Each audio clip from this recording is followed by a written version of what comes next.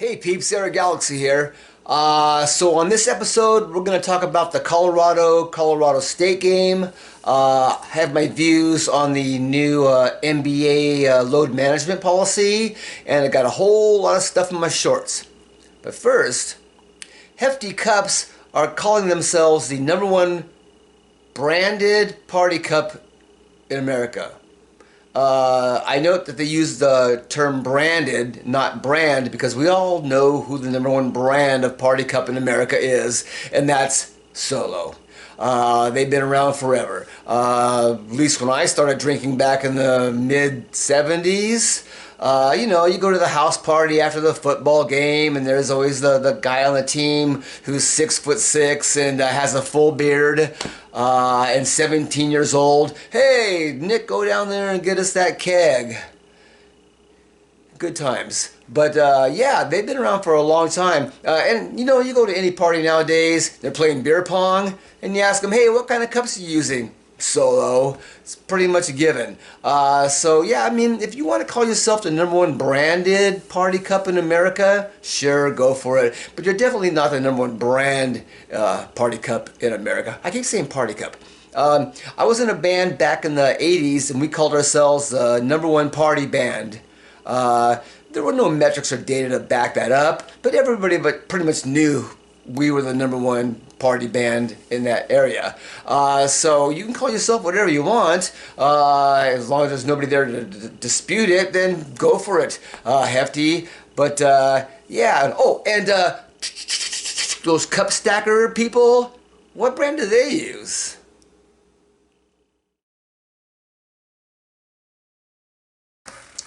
Alright, so Colorado State game. Before I get into the actual game itself, just gotta say this. Anybody who makes a death threat against anybody else for whatever reason is psychotic. And if you're doing it because of a sports-related incident, you're still psychotic, but you're also not a fan. You're just somebody who looks at sports as conflict and not entertainment. And if you're the acquaintance of somebody who's like this, you might want to reevaluate that relationship. Now, I've watched the video in question that's caused this whole brouhaha, probably about 30 plus times from a couple different angles. And my assessment is, first of all those sportscasters and pundits out there, they need to stop saying that it was clearly a cheap shot, obviously a cheap shot, and no question that it was a cheap shot, because none of the above. If you know anything about physics and geometry and basic humanism, you'll know that it's not a cheap shot. I don't want to get into it too much, but yeah, when two bodies are on the same trajectory, one of them is going to get, hurt, probably.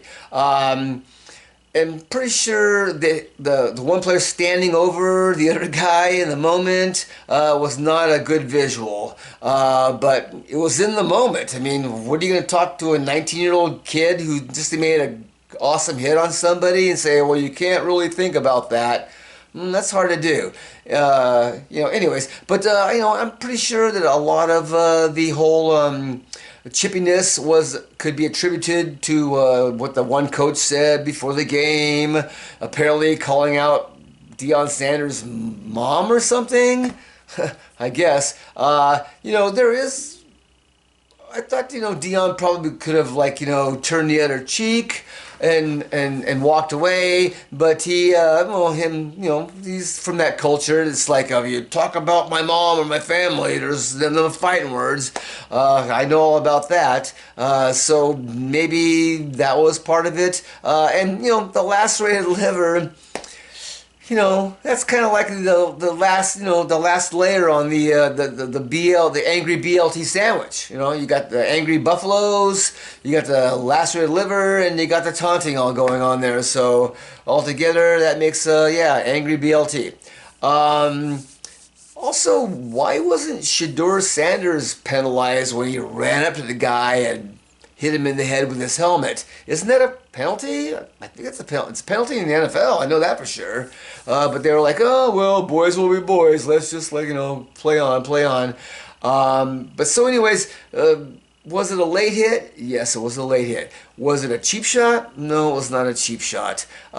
Even though somebody said, oh, well, he obviously went around to... No, watch the video. He obviously did not go around his player to hit the other player. Anyways. But death threats? Man, if you know somebody like that, you know what to do. You know what to do.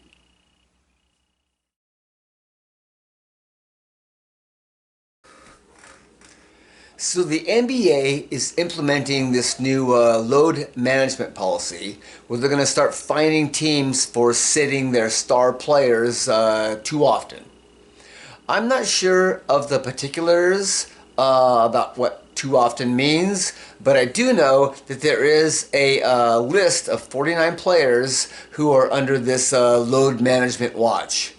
Apparently, it's based on if you were an all-star within the last 3 years, you are considered on the list. So that means if even a flash in the pan maybe come along, had a good year, probably not the kind of player it's going to be, you know, an all-star in the future, but in the last 3 years they were one. They're on the list as a star player. It's ironic that the Chicago Bulls have 3 players on the list, even though they didn't make the playoffs last year. And the Denver Nuggets have 1 player on the list, and they won the championship. So I'm pretty sure this is one of those rules that's going to be easily circumvented. You know, star player has a hangnail. Sorry, can't come out tonight. But yeah, that's the way it is. And fans got to realize this is now part of the landscape of the NBA. Teams are about winning championships. And frankly, if my team wins a championship, I don't care how often my star player sits, even if I go to the game and pay a lot of money, because I go to the game to watch my team. So sorry, little Johnny, if your parents ponied up all that money for you to go to a game and see your favorite star player. You know what? There's other 14 guys on that team that are playing so they can win a championship. So go in, suck it up, don't be a putz. And play basketball. That was stupid.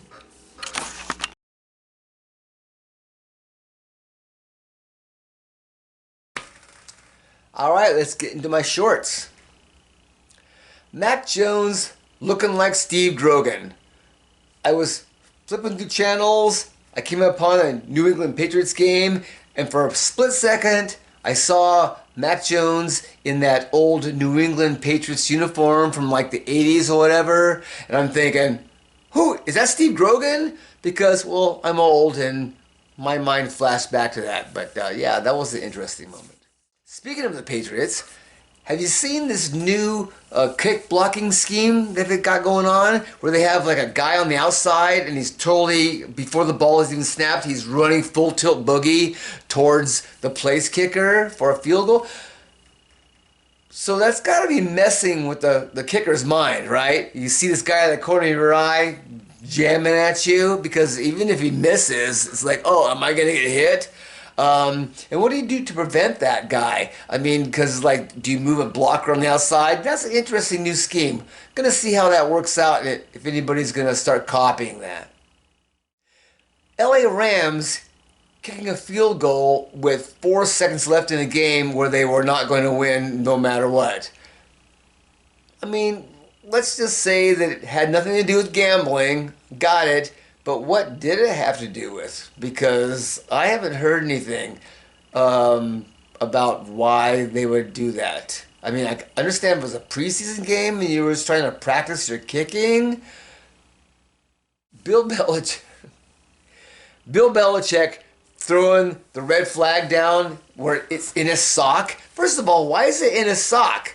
Isn't, like, I mean, most people put it in their pocket, or they have a thing behind in the back pocket or whatever. It's in your sock. And then the way he threw it down was like, It was like a 5-year-old tantrum. I'm throwing this at your face, you ref, you darn ref, you.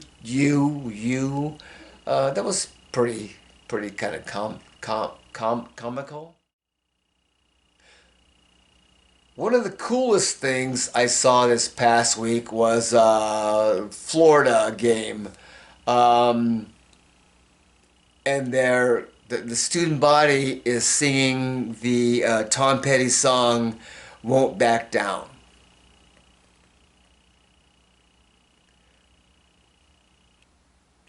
Sorry, I'm getting a little verklempt here.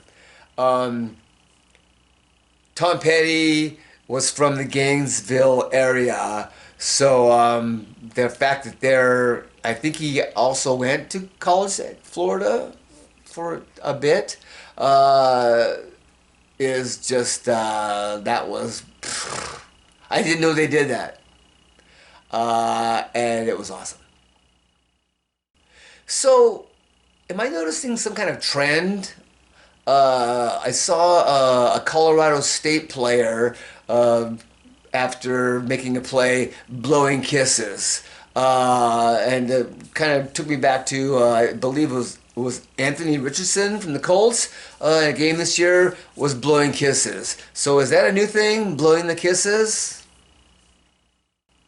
So I'm watching the one game. Once again, the Colorado State game, and the halftime, because it was really close at the halftime. The announcer's going, "Well, we were expecting a Hagler-Hearns fight." First of all, dude, you need to come into the 21st century. Because that was a long time ago. I mean, there's been plenty of other fights, what do you call that, rivalries and fights since then. I mean, geez, just throw out, Alvarez and 3G right there. I mean, come on, dude. It's coming to the 21st century. So Kyle Lowry from the Heat and Chauncey Billups, who is the coach of the Portland Trail Blazers, were spotted at the Colorado game. Is that tampering? So I was watching women's volleyball last week, and the announcer said this what happened after. So apparently the one team was down two matches to nothing, and they ended up winning the next 3. So he called it a reverse sweep. I've never heard that before. I've never heard about a reverse sweep. So is that a volleyball thing? Or is that going to become part of the lexicon of all sports? A reverse sweep. I mean, we heard of a gentleman's sweep, but a reverse sweep? Okay. In the latest issue of the saga of the ACC, SMU, who I had talked about previously, who had foregone all the money that the ACC would have made and said, basically, we will join the conference for free for the next 7 years. Interesting enough, they have raised over $100 million from boosters for the program. Which means pretty much that they will be able to buy whoever they want to buy once they're in the ACC. I mean, it's ironic that SMU, who was that college who had the death penalty back in 1987, that pretty much destroyed their program for doing this pretty much exact same thing, buying players, is now, it's okay. It's okay to go and buy players. And this is not even including NIL. This is like, transfer portal. You know that Dr. Pepper commercial with a merry-go-round? SMU, right there. Well, they are the Mustangs. So, I'm not really sure why there's all this hoopla going around about teammates on the sidelines having an argument. This has been going on for millennia. Not just in football, but baseball, soccer, basketball. It's a common thing. It just seems that now we've got all these cameras looking at us all the time that makes it puts it under a microscope and makes it more of a thing than it actually really is.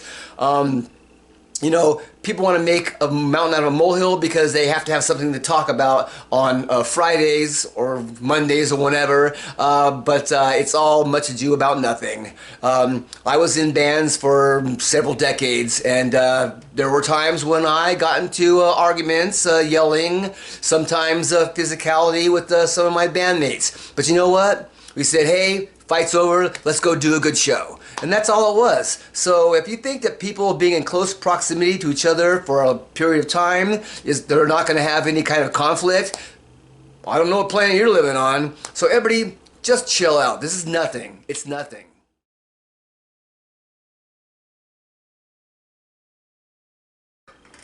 Alright, so here's the part where I'm supposed to ask you to subscribe and like. Yes, subscribe please.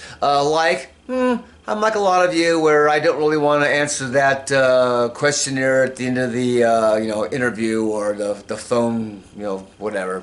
But yeah, and hashtag Jim Plunkett Hall of Fame.